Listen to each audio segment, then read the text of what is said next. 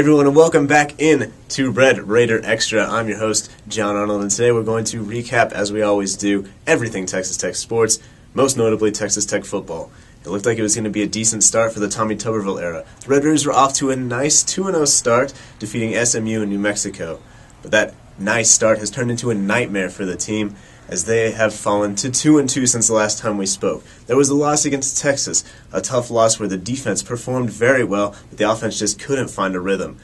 Then we went to the Iowa State game. It looked like the reverse. The offense found their rhythm. Taylor Potts looking strong, but the defense just couldn't get it done, allowing more than 50 points against Iowa State. Coming in, the Cyclones were the worst team offensively in the Big 12, so that didn't bode well for the Red Raiders. Now we're left with a team in transition and a team in maybe just a bit of turmoil that might not be getting a bowl appearance. But Tommy Tuberville and the boys say they're ready to take on Baylor at the Cotton Bowl this weekend. Should be a great game. You know, they're coming off of a lot of momentum, so it'll be hopefully be a good atmosphere, and hopefully we play better. We've got to play better to have a chance to win. Our players know that, and so we got a lot of hard work to do this week. Now we'd like to welcome in Brett Winegarner, a man that we call Wine Freshman, even though he's a sophomore now. He's the electronic media editor of the Daily Toreador, and he does all sorts of video stuff for Tech football. So Brett, it looked a little rough against Iowa State. The game against Texas wasn't that exciting. I mean, for a Texas Tech fan, what's wrong with the Red Raiders?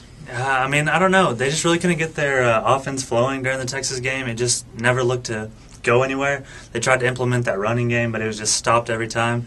Then the Iowa State game, they turned around. They had a brilliant offensive performance. I mean, Taylor Potts just was throwing the ball all over the place.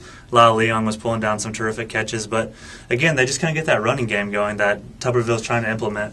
And their defense just looked abysmal. I mean, they just couldn't get anything going. I mean, every time they got a third down, they would give up a big rushing play, anything like that. So, I mean, they just need to both get on the same page at the same time, and hopefully they'll look up for the Raiders after that. Yeah, Tech's rushing offense right now, 110th in the nation out of 120 teams.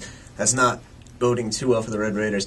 Is all hope lost, or do they have a good chance this weekend against Baylor and a chance to kind of find their stride? I think that Tuberville will get the defense working again. I mean, I think that they just need to stop Robert Griffin III. I mean, he's such a dynamic player. He's not really a player that any Tech team's really accustomed to playing. I mean, young back in like 05, but they haven't seen anything like it since. So hopefully Tuberville will kind of get them stopped, and we'll see about that. We saw Austin Arnaud, Iowa State, a mobile quarterback, also do some damage against the Red Raiders.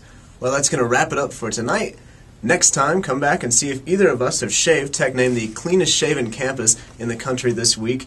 Also, some good news if you're a Tech fan and tired of all this football negativity. Tech volleyball winning their first conference game in 64 attempts, beating Kansas. It'd be their 65th attempt, 64-game streak broken. Congratulations to Coach Knight and her ladies. Hopefully they can find their stride for the Red Raiders.